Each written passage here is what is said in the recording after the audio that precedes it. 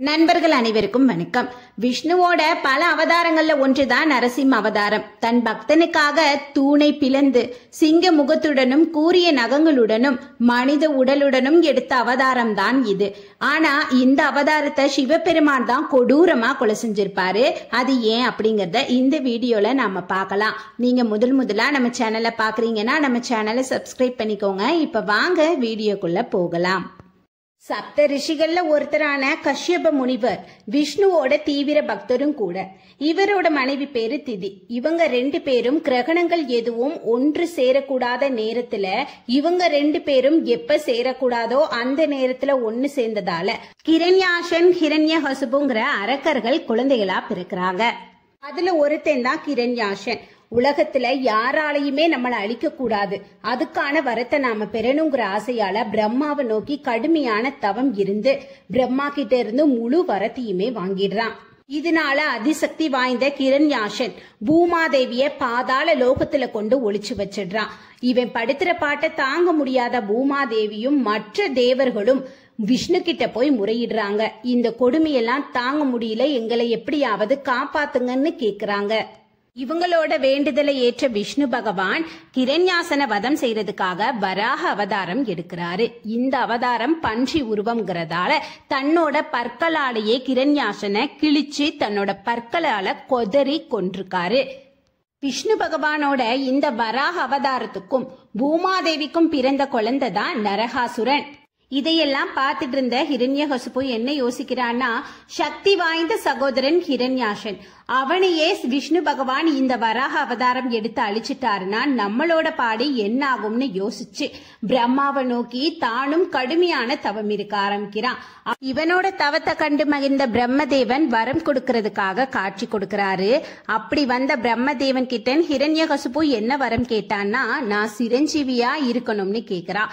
ஆனா அதுக்கு பிரம்மதேவரோ, இந்த உலகத்துல மனித அவதாரம் எடுத்தவங்க ஒரு நாள் இறந்துதான் ஆகணும், அதனால அந்த வரத்தை கொடுக்க முடியாதுன்னு சொல்லிடுறாரு. இறப்புங்கிறது நிகழ்ந்துதான் ஆகணுங்கிறதுனால தன்னோட மரணம் எந்த மனிதர்களாலும் பறவைகள் விலங்குகளாலும் நிகழக்கூடாது, வீட்டுக்கு உள்ளேயும் வீட்டுக்கு வெளியேயும் நிகழக்கூடாது, உலகத்தையும் நான் தான் ஆளணும், எனக்கு கீழே தான் எல்லா ஜீவராசிகளும் இயங்கணும்னு கேக்குறான். அது மட்டும் இல்லாம இந்த ஒட்டுமொத்த உலகத்தையும் நான் தான் ஆளணும், எனக்கு கீழே இருக்கக்கூடிய இந்த உயிரினங்கள் மனிதர்கள் எல்லாருமே என்னோட நாமத்தை மட்டும்தான் உச்சரிக்கணும் அப்படிங்கிற ஒரு வித்தியாசமான வரத்தை பிரம்மதேவன் கிட்ட இருந்து வாங்கிடுறான். நம்ம தான் இனிமே இந்த உலகத்திலேயே எல்லா முடிவையும் எடுக்கணும், நாம தான் இந்த உலகத்தையே ஆள போறோம்னு சொல்லி மிகுந்த கர்வத்தோட இந்த உலகத்தையும் ஆள ஆரம்பிக்கிறான். உலகத்தையே நான் தான் ஆள்றேன், நான் தான் அப்போ கடவுள், என்னோட நாமத்தை தான் எல்லாரும் உச்சரிக்கணுங்கிற கட்டளையும் இடுறான். இதனால தனக்கு எதிரா பேசுறவங்களையும் தனக்கு எதிரா வர்ற யாரா இருந்தாலும் அவங்கள கொஞ்சம் கூட இரக்கம் இல்லாம கொன்னுடுறான். தன்னோட நாமத்தை மட்டும்தான் உச்சரிக்கணுங்கிறத ரொம்ப கடுமையான கட்டளையாவும் இடுறான். அந்த சமயத்துல இவனோட மனைவி கர்ப்பமா இருந்திருக்காங்க. பொதுவா ஒருத்தங்க கர்ப்பமா இருக்கும் போது அந்த சமயத்துல குழந்தைகிட்ட என்ன சொல்லி கொடுத்தாலும் அது மறக்கவே மறக்காதுன்னு நாம கேள்விப்பட்டிருப்போம். மகாபாரதத்துல கூட அபிமன்யு தன் தாய் வயிற்றுல இருக்கும் போது அர்ஜுனன் கிட்ட இருந்து சக்கர வியூகத்துக்குள்ள நுழையிறது எப்படிங்கறத கத்துக்கிட்டான்னு நமக்கு தெரிஞ்சிருக்கும். அதே மாதிரிதான் இந்த பிரகலாதன் கருவுக்குள்ள இருக்கும் போதே நாரத முனிவர் இந்த ஈரேழு லோகத்துக்கும் அதிபதி நாராயணர் மட்டும்தான், பிரபஞ்சத்தோட தலைவன் விஷ்ணு பகவான் மட்டும்தான்னு சொல்லி கொடுத்துடுறாரு. இதனால கருவுக்குள்ள இருக்கும் போதே பிரகலாதன் விஷ்ணு பகவான ரொம்ப பிடிச்சு போய் விஷ்ணுவின் பக்தனாவே மாறிடுறான். பிறந்த காலத்துல இருந்து யாரும் சொல்லி கொடுக்காமலேயே பிரகலாதன் விஷ்ணுவோட நாமத்தை மட்டுமே வாயில உச்சரிக்கிறான். அப்படி விஷ்ணு பக்தனாவே வளர்ந்து வர்ற பிரகலாதனை கல்வி கற்கிற வயசு வந்த உடனே அசுரர்களின் குரு தான் சுக்கராச்சாரியார், அவர்கிட்ட அனுப்பி வைக்கிறாங்க.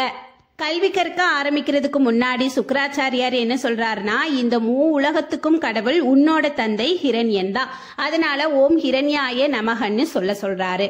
ஆனா இந்த உலகத்துக்கும் தலைவன் ஸ்ரீமன் நாராயணன் மட்டும்தான், இந்த பிரபஞ்சத்துக்கு நியதியே அவர் மட்டும்தான்னு விஷ்ணு பகவானோட நாமத்தை ஓம் நாராயண நமகன்ட்டு பிரகலாதன் உச்சரிச்சானா. இதனால சுக்கராச்சாரியாரும் கடுமையான கோபத்துக்கு ஆளாகிறாரு. ஏன்னா ஏற்கனவே சுக்கிராச்சாரியாருக்கு விஷ்ணு பகவான பிடிக்காது. தன்னோட தாயோட இறப்புக்கு காரணமான விஷ்ணு பகவான பழிவாங்குற நோக்கத்துலதான் அசுரர்களுக்கு பாடம் சொல்லி கொடுக்கிற குருவாவே ஆயிருக்கிறாரு. அசுரர்கள் அத்தனை பேருக்கும் நிறைய வித்தைகளை கத்து கொடுத்து எப்படியாவது விஷ்ணு பகவான அழிச்சே தீரணுங்கிற முடிவுல தான் சுக்கிராச்சாரியார் இருந்திருக்காரு. ஆனா பிரகலாதன் விஷ்ணு பகவானோட நாமத்தை ஜெபிச்சுட்டே இருந்ததுனால இந்த மகனை அப்படியே கூப்பிட்டுட்டு போய், இங்க பாரு இரணியா, நீதான் இந்த உலகத்தையும் ஆள்றதா சொல்ற, ஆண்டுகிட்டும் இருக்கிற, ஆனா உன் பையன் உன்ன ஒரு விஷயமாவே நினைக்கல, உன்னை மதிக்கவே இல்ல, ஒரு ஆளா கூட நினைக்கலன்னு சொல்லி கொடுத்துறாரு. அதை கேட்ட ஹிரண்யகசிபு கடும் கோபத்தோட தான் கடவுள்னு சொல்ல வைக்கிறான். ஆனா எவ்வளவோ முயற்சி செஞ்சும் பிரகலாதன் இவனை கடவுளாவே நினைக்கல, சொல்லவும் முடியாதுன்னு சொல்லிடுறான். இதனால தன்னோட வேலையாட்கள் கிட்ட கடல்ல கொண்டு தாத்துட்டு வர சொல்றாங்க. பெரிய கல்லுல பிரகலாதனை கட்டி வச்சு கடல்ல விடுறாங்க. ஆனா அதுலயும் தப்பிச்சு வந்துடுறான் பிரகலாதன்.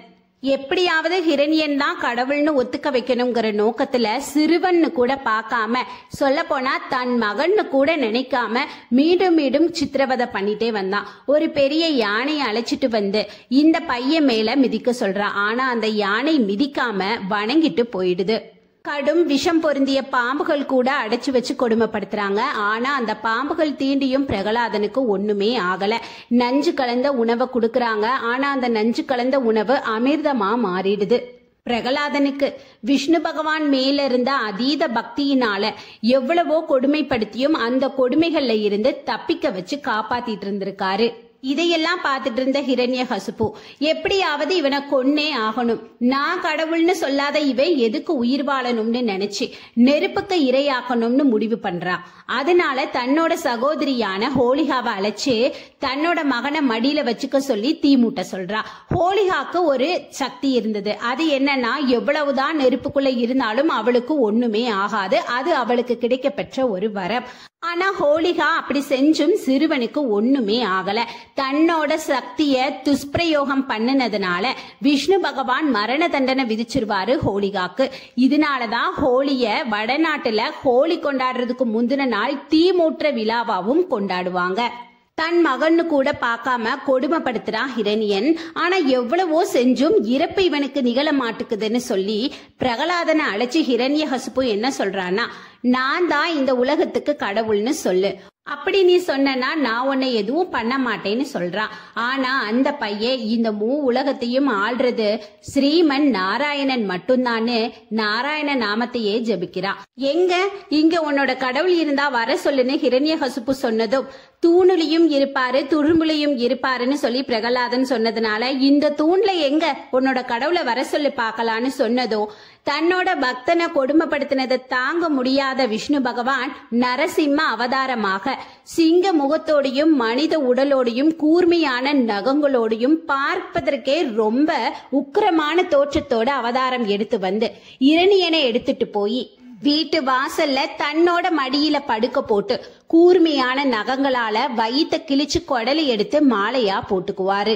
எப்படி வரம் பெறும்போது வேண்டுனானோ அதே மாதிரியே நடந்துச்சு.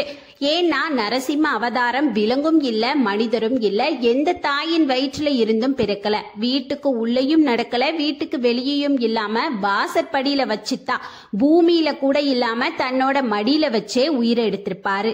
ஹிரண்யனை கொன்றுமே நரசிம்மருக்கு கொஞ்சம் கூட கோபம் குறையவே இல்ல. இத பார்த்த தேவர்கள் அனைவருமே நடுங்கி போயிட்டாங்க. எப்படியாவது நரசிம்மரை சாந்தப்படுத்தலன்னா இந்த உலகமே அழிஞ்சிடும், யாராலையும் அதை தாக்குப்பிடிக்க முடியாதுங்கிறனால சிவபெருமான் தன்னோட சக்தி வாய்ந்த அவதாரமான பத்ரகாளி அவதாரத்தையும் வீரபத்ர அவதாரத்தையும் அனுப்பி வைக்கிறாரு. ஆனா இவங்க ரெண்டு பேரையும் நரசிம்மர் ரொம்ப சாதாரணமா சமாளிச்சிடுறாரு. இதனால சிவபெருமான் வேற வழியே இல்லாம சரப அவதாரம் எடுத்து நரசிம்மரை வதம் செஞ்சிருப்பாரு. பொதுவா வைணவ மக்கள் நரசிம்மரை தங்களோட முதல் தெய்வமா வணங்குவாங்க. ஏன்னா மற்ற அவதாரங்கள் எல்லாமே நாள் கிழமை பார்த்துதான் விஷ்ணு பகவான் எடுத்திருப்பாரு. ஆனா இந்த நரசிம்ம அவதாரம் மட்டும்தான் பக்தனோட பிரச்சனையை தீர்க்கிறதுக்காகவும் பக்தனை காப்பாத்துறதுக்காகவும் உடனடியா அவர் எடுத்த அவதாரம்னு சொல்லப்படுது. நரசிம்மரை வழிபட்டா நம்மளோட செயல்பாடுகள்ல தைரியம் கூடும்னு, நமக்கு எதிரிகள் இருக்க மாட்டாங்கன்னு நம்புறாங்க. நரசிம்மர் பிறந்த தினத்தை நரசிம்ம ஜெயந்தினும் கொண்டாடுறாங்க. இந்த அவதாரம் அவதாரத்தை இவர் எங்க எடுத்திருப்பார்னா ஆந்திர மாநிலம் அகோபிலம் என்ற இடத்துல. இங்க நரசிம்மர் அவதரிச்ச தூணை உக்கிர ஸ்தம்பம் என்ற பெயரோட வணங்கி வர்றாங்க. அது மட்டும் இல்லாம பிரகலாதன் கல்வி கற்ற இடம் நரசிம்ம அவதாரம் அவதரிச்ச இடம்ங்கிறதுனால இந்த இடத்துல நரசிம்ம ஜெயந்திய ரொம்ப பிரசித்தியா கொண்டாடுறாங்க. இந்த வீடியோல நீங்க நரசிம்மரை பத்தி புதுசா என்ன தெரிஞ்சுக்கிட்டீங்க அப்படிங்கறத கமெண்ட் பாக்ஸ்ல தெரிவிங்க. வீடியோ பார்த்த அனைவருக்கும் நன்றி. மீண்டும் அடுத்த வீடியோல பார்க்கலாம்.